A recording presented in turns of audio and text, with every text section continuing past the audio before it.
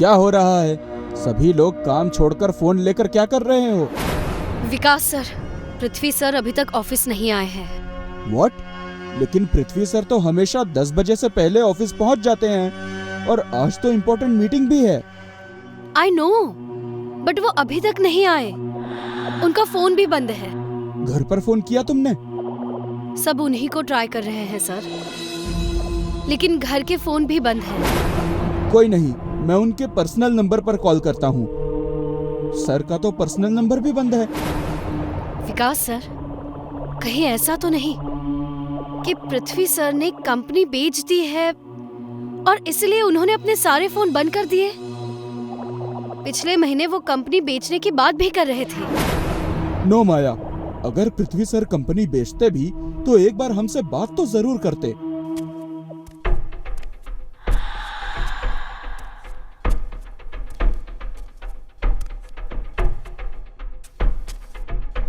ये सही कह रहा है मिस्टर। नाम क्या है तुम्हारा? माया। और तुम्हारा? विकास। मिस्टर विकास, मिस माया सही कह रही है।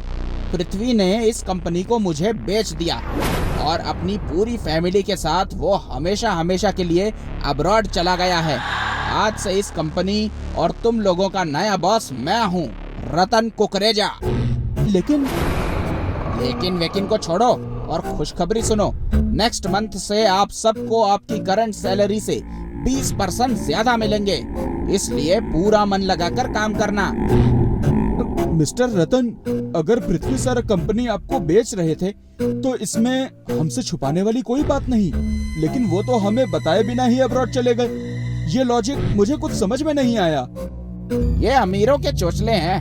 काम खत्म, रिश्ता खत्म। मगर छोड़ो यार, ये फाइल चेक कर लो। कोई डाउट हो तो मुझसे डिस्कस कर लेना।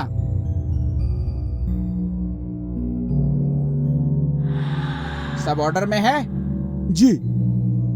गुड। तो दोस्तों, इस कंपनी का न्यू बॉस बनने और आप लोगों की सैलरी बढ़ने की खुशी में मेरी ओर से आज रात 9 बजे फ्रेंड्स कॉलोनी के बंगलो नंबर 13 में ग्रीन हाउस में एक बड़ी पार्टी ऑर्गेनाइज की गई है। अगर उस पार्टी में कोई नहीं आया तो उसका इंक्रीमेंट रोक लिया जाएगा। क्या कहते हो? Okay sir. सर, पर आपने 13 नंबर बंगलो क्यों लिया? बहुत अनलकी नंबर है ये। इस नंबर पर हमेशा नेगेटिव एनर्जी मंडराते रहती है। जिसकी जेब में पैसे होते हैं उसके पास कोई नेगेटिव एनर्जी नहीं फटकती। जैसे अमीरों के चोंचले चुपचाप पैसे कमाकर निकल जाना है, वैसे ही ये अंधविश्वास गरीबों के चोंचले हैं। तुम गरीब मत बनो, अमीरों की तरह सोचो। लेकिन तुम ट्रेजेडी किंग के जैसा क्यों सोच रहे हो भाई? कुछ नहीं सर, एक सेकंड सर, भाई का फोन है। श्योर। हेलो भैया। अच्छा सुन, आज हमारी एमएलए के घर पर मीटिंग है तो दोपहर में मैं पीहू को स्कूल से घर नहीं छोड़ पाऊंगा, तो क्या तू? नो प्रॉब्लम भैया, मैं छोड़ दूंगा। भैया, मुझे आपसे एक बात करनी थी। हाँ बोल। भैया, हमारे बॉस पृथ्वी सर आज ऑफिस नहीं आए। उनके सारे नंबर बंद हैं और ऐसा आज तक कभी भी नहीं हुआ। ऊपर से उनकी जगह कोई रतन कुकरेजा ऑफिस आया है जो कह रहा है कि आज से ये कंपनी उसकी है। उसने जो फाइल मुझे दिखाई है उसके हिसाब से पृथ्वी सर ने कंपनी उसे बेच दी है और वो पूरी फैमिली लेके अब्रॉड शिफ्ट हो गए हैं। भैया, मुझे कुछ गड़बड़ लग रही है। जब पेपर सब ठीक हैं, तो तू क्यों इतना परेशान हो रहा है? एनीवेज, तू मुझे इस नए ओनर की डिटेल्स और फोटोज भेज दे, मैं देखता हूँ क्या कर सकता हूँ। जी भैया।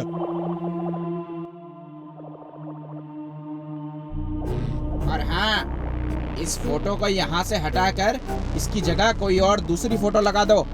आई थिंक यहाँ हमारी ग्रुप फोटो होनी चाहिए। क्या कहते हो आप सब? Good idea sir. मेरे आइडिया को सपोर्ट करने के लिए थैंक्स। चलो फिर एक बढ़िया सी ग्रुप फोटो हो जाए।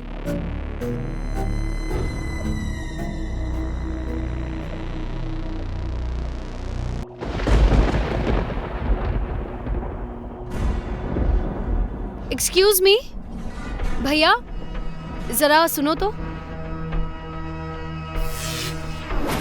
आप लोग घबराइए नहीं, अभी लाइट आ जाएगी। बहादुर देखो लाइट को क्या हुआ है।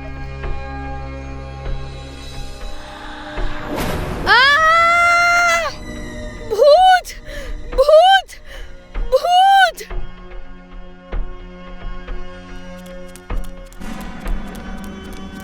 माया क्या हुआ? आंखें खोलो माया, क्या हुआ? सर यहाँ भूत है। भूत? माया यहाँ कोई भूत नहीं है। हो सकता है अंधेरे में तुमने किसी को देख लिया होगा।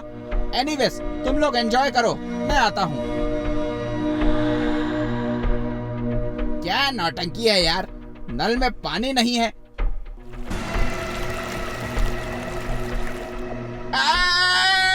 खून खून।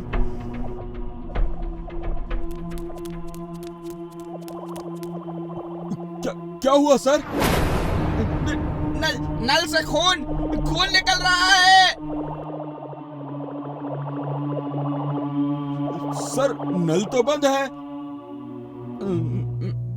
बंद है, लेकिन अभी उससे खून निकल रहा था। इसमें तो पानी निकल रहा है सर। सर लगता है आपने भी माया की तरह भूत देख लिया, इसलिए आपको गलतफहमी हो गई है। हो सकता है। अब चलिए सर। तुम लोग जाओ, मैं आता हूँ।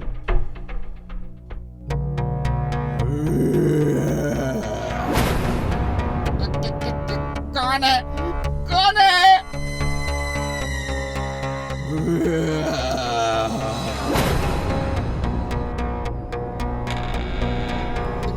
कौन हो तुम? यहाँ क्या कर रहे हो? कौन हो तुम? मुझे छोड़ दो, जाने दो, मुझे छोड़ दो। बचाओ बचाओ।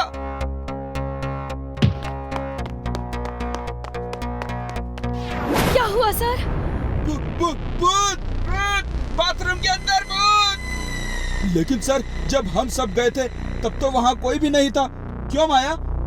हाँ, वो टॉयलेट में था, मैंने अपनी आंखों से देखा है उसे। उसने मेरी गर्दन भी पकड़ ली थी, मेरा यकीन करो। कोई नहीं, मैं आपके लिए पानी लेकर आता हूँ।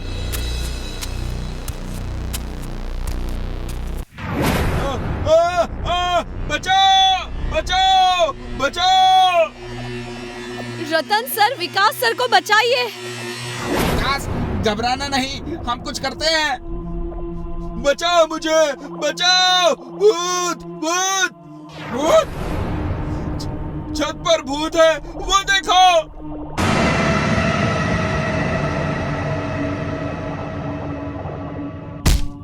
विकास सर, मैंने कहा था ना आपको यहाँ भूत है। अब तो यकीन हुआ आपको? तेरा नंबर तो हमेशा से ऐसा ही रहा है। मैंने बहुत फिल्मों में देखा है सर, लेकिन कोई सुनता ही नहीं।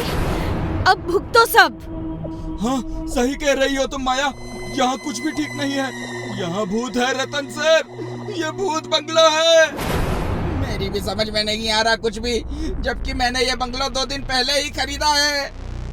ओहो सर, भूत को क्या मालूम बंगलो कब खरीदा है। उसे तो रहने से मतलब है ना।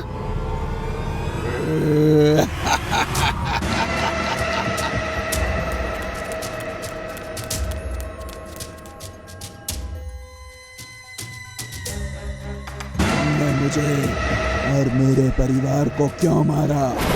क्यों मारा? तुम कौन हो? क्योंकि मैंने भूतों को मारा है। मैं पृथ्वी हूँ। पृथ्वी, मुझे माफ कर दो। क्यों मारा हमें? तुम्हारा बिजनेस हथियाने के लिए तुम्हें मारा, और तुम्हारी फैमिली लीगली मेरे काम में अड़ंगा न डाले, इसलिए उन्हें भी मारना पड़ा। हम तो भूत बन गए हैं, लेकिन तुमने हमारे अलावा और कितना को मारा है? इस बंगलों के मालिक को, और अपने पिछले बिजनेस पार्टनर, और उसकी भी फैमिली को मारा है। प्लीज मुझे छोड़ दो, माफ कर दो। मुझे बहुत बड़ी गलती हो गई मुझसे। हमारी आत्मा भटक रही है, हमें मुक्ति चाहिए। बता तूने सबका शरीर कहाँ छुपाया है? बता बता, वरना तुझे हम मार देंगे। बता। मैंने सबको मारकर इस बंगलों के बैकयार्ड में दफन किया है।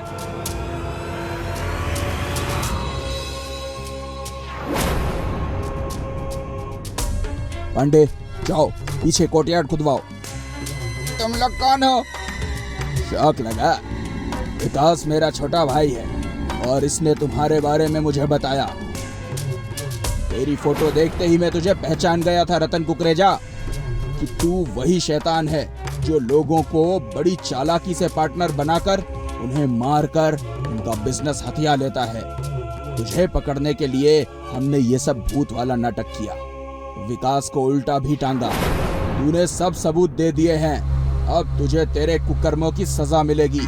तुझे फांसी होगी, फांसी।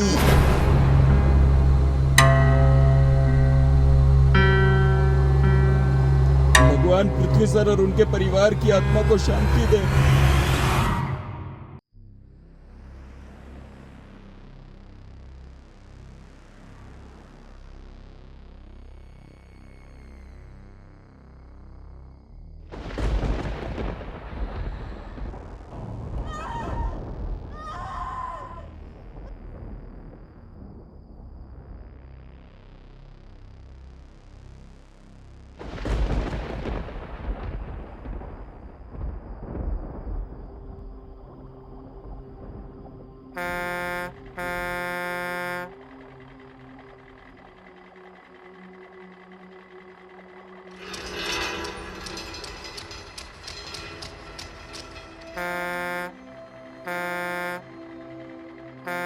ये आदमी बहरा है या नशे में है?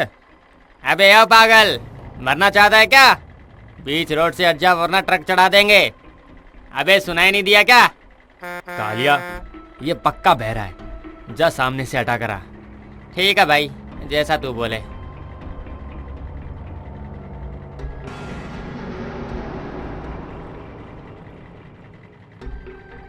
अबे मोटी खोपड़ी के इंसान, हम कब से हॉर्न बजा रहे हैं पर तू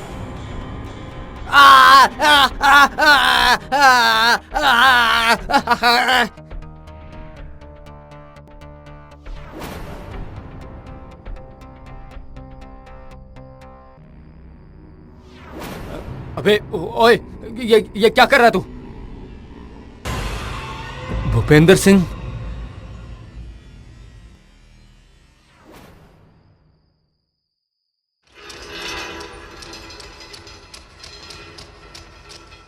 भूपेंद्र जी नमस्कार। नमस्कार। आप लोग जाकर ऑफिस में बैठिए, मैं बच्चों को खाना बांट कर आता हूं।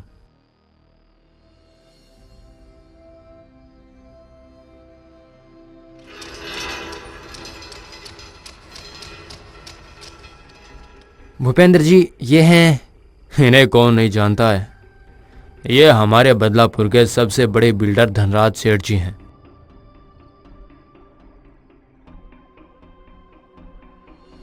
भूपेंद्र जी, मैं इस आश्रम की जगह बुर्ज खलीफा से भी ऊंची बिल्डिंग बनाना चाहता हूँ, इसलिए आप ये पैसे ले लीजिए और अपने अनाथ बच्चों को लेकर कहीं अच्छी जगह इससे भी बड़ी ज़मीन खरीद कर वहाँ आश्रम बना लीजिए।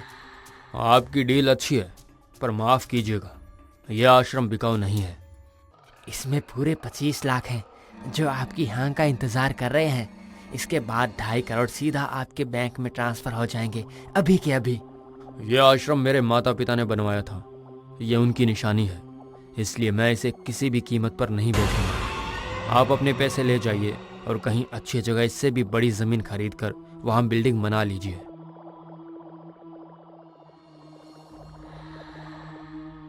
सर, जब तक बूढ़ा जिंदा है हमें आश्रम नहीं मिलेगा, क्योंकि बूढ़ा जिस मिट्टी का पना है मुझे नहीं लगता वो कभी आश्रम बेचेगा।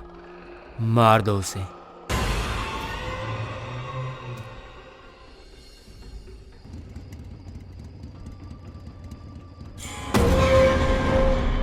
वो रेड बाइक से निकल गया है।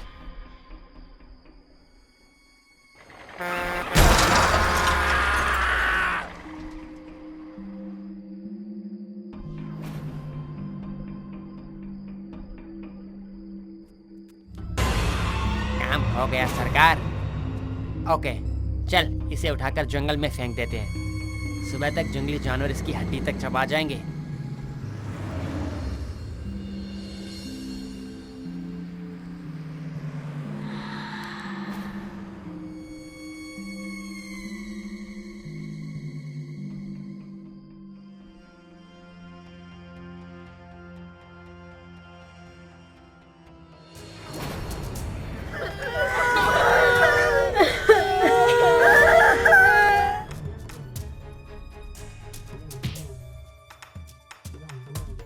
जिंदा है।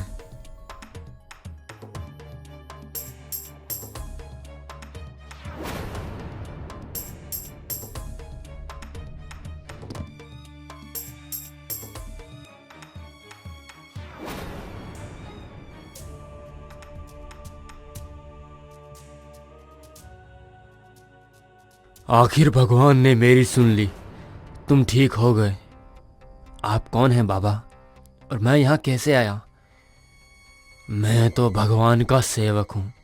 तुम मुझे 1 महीने पहले जंगल में खून से लथपथ बेहोशी की हालत में मिले थे। 1 महीने पहले? अगर ऐसा है तो मेरे बच्चे मेरे बिना कैसे रह रहे होंगे? बच्चे? बाबा, मेरा अनाथ आश्रम है, वहाँ बहुत सारे बच्चे रहते हैं। बेटा, तुम्हारे साथ हुआ क्या था? तुम जंगल में कैसे आए, और तुम्हारा नाम क्या है? बाबा, मेरा नाम भूपेंद्र है। मुझे बस इतना पता है, आश्रम में एक बच्चे की तबीयत खराब हो गई थी और मैं डॉक्टर को बुलाने के लिए जा रहा था। तब सामने से एक ट्रक आया और मेरा एक्सीडेंट हो गया। फिर क्या हुआ मुझे नहीं पता। ओम सिम हिम टिम सोम नमः। अनर्थ, घोर अनर्थ। क्या हो गया बाबा? तुम्हारे आश्रम को जो इंसान खरीदने आया था, उसी ने तुम्हें मारने की कोशिश की थी। उसने तेरा आश्रम और वहाँ के सारे बच्चों को जिंदा जला डाला है। अब वहाँ सिर्फ और सिर्फ राख बची है। नहीं, ये नहीं हो सकता, ये नहीं हो सकता। धनराज, मैं तुझे छोड़ूंगा नहीं। आ रहा हूँ मैं। रुक जाओ भूपेंद्र। बाबा, मत रोकिए मुझे। जब तक मैं उन अत्याचारियों को खत्म नहीं कर देता, तब तक आश्रम के बच्चों की आत्मा को शांति नहीं मिलेगी और ना ही मेरे कलेजे को ठंडक मिलेगी। मुझे बच्चों की मुक्ति के लिए उन पापियों को मारना ही होगा, मारना ही होगा। तो उनसे अकेला नहीं लड़ पाएगा, वो बहुत ताकतवर लोग हैं। तो क्या हाथ पर हाथ धरे मैं बैठा रहूंगा? तुम उन पापियों को सजा दोगे और इसमें मैं तुम्हारी मदद करूंगा। मैं तुम्हें उनसे लड़ने की शक्ति दूंगा। ओम ह्रीं सिम विजय। ओम ह्रीं सिम विजय भव।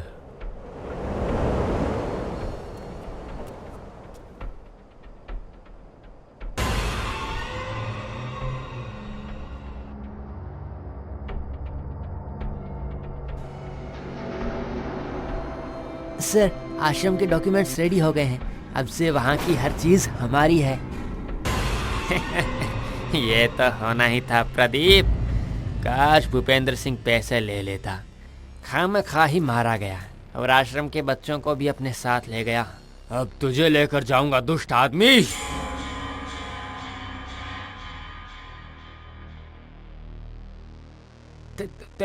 तू तो मर गया था, फिर जिंदा कैसे हो गया? मत भूल, मारने वाले से बचाने वाला बड़ा होता है। जिस इंसान के साथ भगवान होता है, उसे तू क्या, तेरे जैसे करोड़ों शैतान भी नहीं मार सकते। साले, पैसे लेकर भी काम ठीक से नहीं किया। और तू, तेरी किस्मत शायद उस दिन अच्छी थी जो तू बच गया, लेकिन आज तेरी किस्मत बहुत खराब है। आज तू नहीं बचेगा।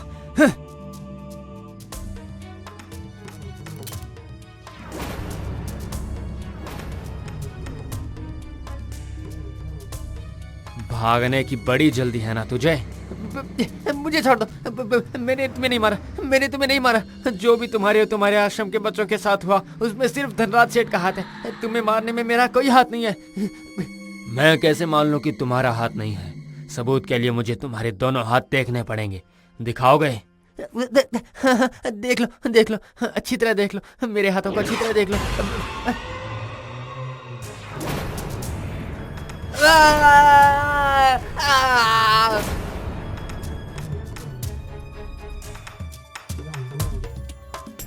मुझसे गलती हो गई, मुझे माफ कर दो।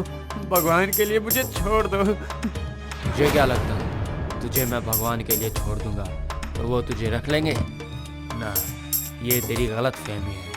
तूने भगवान का रूप कहे जाने वाले बच्चों को मारा है। उनकी शांति के लिए तुझे मरना होगा तुझे।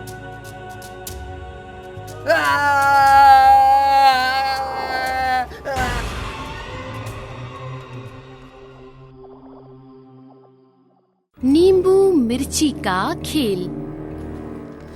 बच्चों, विश्वास सबसे बड़ी चीज है।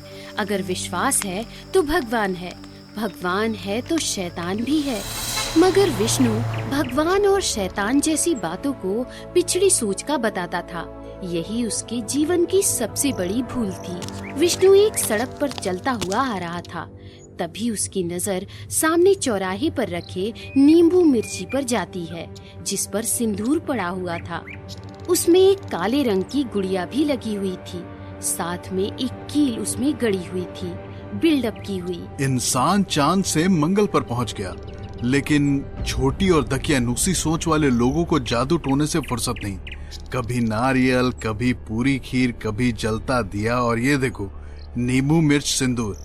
इसकी तो ऐसी की तैसी बोलते ही वो नींबू मिर्ची पर जोर की लात मारता है।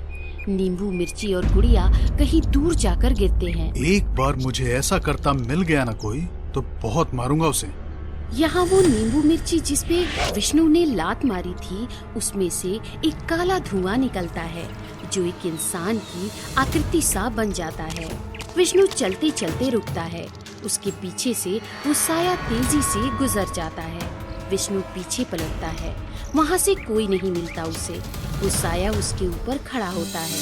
किसी बात पर विश्वास ना करना आपका अधिकार है, मगर लोगों के विश्वास का मजाक उड़ाकर ऐसी हरकत करना मौत को दावत देने जैसा होता है। लोग इस तरह के जादू टोने अक्सर अपनी मुसीबत दूसरों पर डालने के लिए करते हैं। जो भी पहला व्यक्ति इन टोटकों से टकराता है, वो मुसीबत जादू टोना करने वाले को छोड़कर उसके साथ चली जाती है। नींबू मिर्ची से टकराने वाला विष्णु पहला व्यक्ति था। मुझे छोड़ दो मुझे, कोई बचाओ। रात का समय था। विष्णु बेड पर लेटा हुआ था अपने घर में। उसके सीने पर अचानक एक सुंदर सी खुले बालों वाली लड़की उसका गला घोंट रही थी। उसने बुरी तरह से विष्णु का गला दबाया हुआ था। विष्णु के पैर फड़फड़ा रहे थे। तभी वो लड़की साइड लैंप उठाती है और उसके स्टैंड से विष्णु के सर पर जोर से मारती है। विष्णु चीखता है। विष्णु चीखता हुआ नींद से जागता है। ये कैसा सपना था? जाने कौन थी वो लड़की? हड़बड़ाता हुआ विष्णु इधर उधर देखता है, अपनी गर्दन को चेक करता है। वहाँ सब नॉर्मल है। विष्णु जग में पानी का ग्लास डालता है। वहाँ विंडो के बाहर एक साया खड़ा हुआ विष्णु को दिखाई देता है। आखिर ये कौन लड़की थी जो मेरा गला घोट रही थी? बिजली कड़कती है। विष्णु सोचता है, मैं ख्वाब में मर गया। कौन थी जो मुझे ख्वाब में मारना चाहती थी? विष्णु पानी का ग्लास मेज पर रखता है और जैसे ही सोने की तैयारी करता है, तभी उसके घर की बेल बजती है। अब इतनी रात में कौन आ गया? विष्णु घर के दरवाजे की ओर देखता है। उसके बाद वो घड़ी की ओर देखता है। घड़ी में रात के 2 बज रहे थे। अब इतनी रात में कौन होगा गेट पर?